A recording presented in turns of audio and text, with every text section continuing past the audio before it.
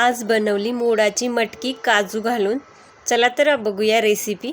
तर मी आता इथे सर्वात पहिला कांदा, टोमॅटो, कोथिंबीर, लसूण, आलं मिक्सरला फिरवून घेतलेलं आहे।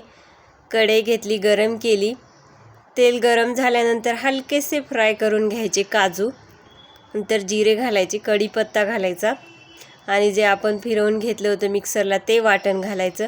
छान असं तेल सुटेपर्यंत परतायचं। त्यामध्ये आपले बेसिक मसाले घालायचे, लाल तिखट, हळद, हिंग, चवीपुरतं मीठ घालायचं आणि छान असं मिक्स करून घ्यायचं।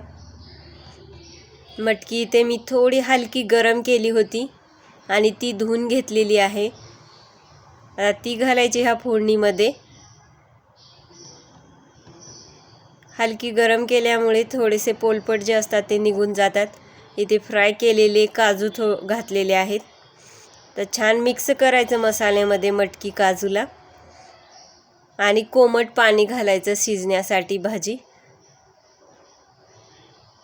मटकी शिजायला थोडा वेळ लागतो, कोणी एक शिट्टी सुद्धा काढून घेते, पण मी आज ह्या फोडणीतच मटकी शिजवून घेणार आहे।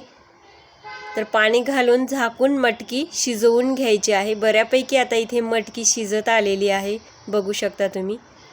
खूप चवीला टेस्टी लागते। थोडीशी कोथिंबीर घालायची। भाकरी चपाती बरोबर मटकीची भाजी न खाणारे सुद्धा आवडीने खातात। अशा पद्धतीने एकदा नक्की करून बघा। काजूमुळे लहान मुलांना तर ही भाजी फारच आवडते।